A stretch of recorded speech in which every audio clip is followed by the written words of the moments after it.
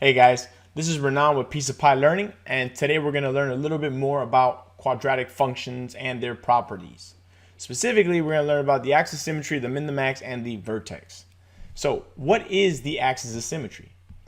The axis of symmetry of a parabola is the vertical line that intersects the parabola at its vertex, cutting the parabola into two equal parts.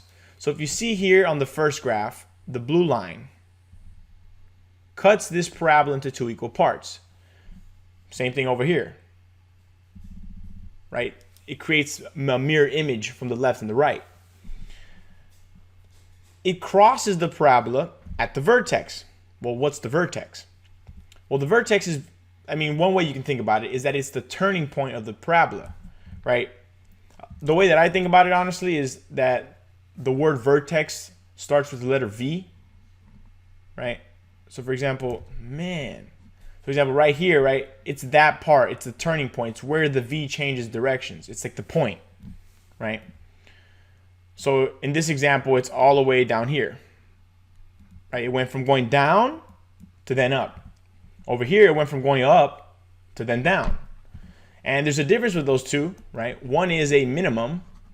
So this one is a minimum.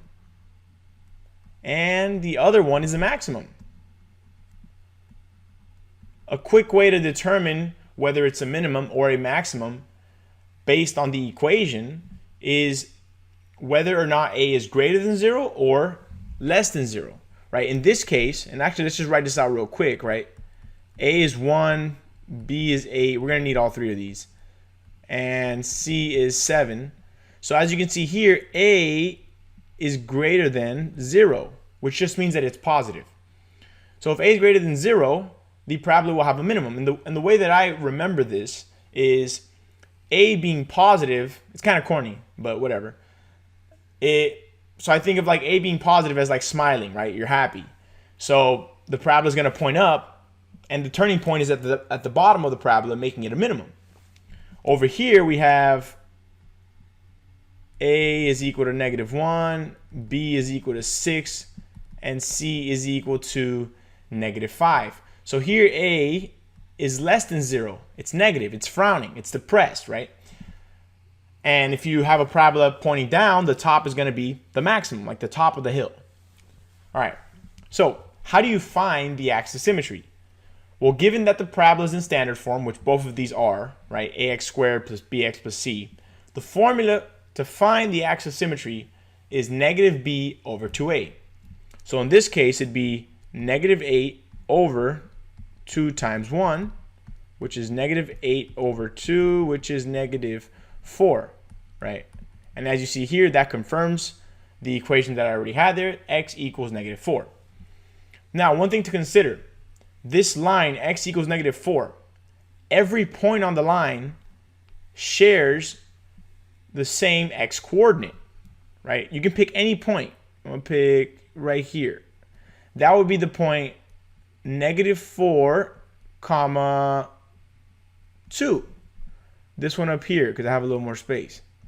-4, I don't have any space, comma 8, right? This point right here, -4, comma -3. No matter which point you pick, the x coordinate is going to be -4. And that includes the vertex, right? So this leads us into how to find the vertex. Because of what I just told you, the vertex has the same x coordinate as all the points on the axis. So all you have to do to find the y coordinate of the vertex is grab that and plug it into the equation, right? So you put y is equal to -4 squared plus 8 times -4 plus 7.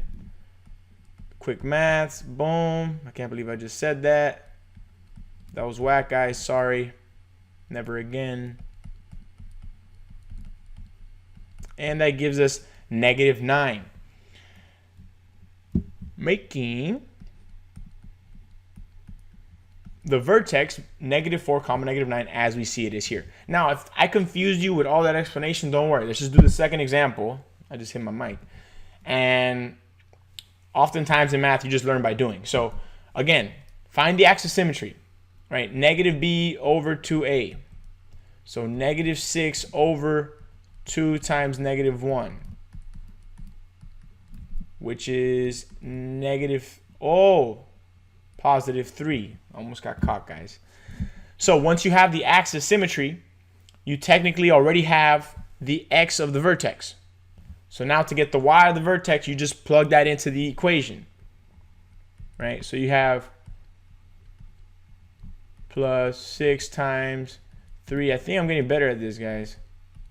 I'm writing faster. Boom. Oh, of course. That's not negative 9. That's 9 minus 5, which equals to 4. And there you have it, right? The vertex would be 3, 4.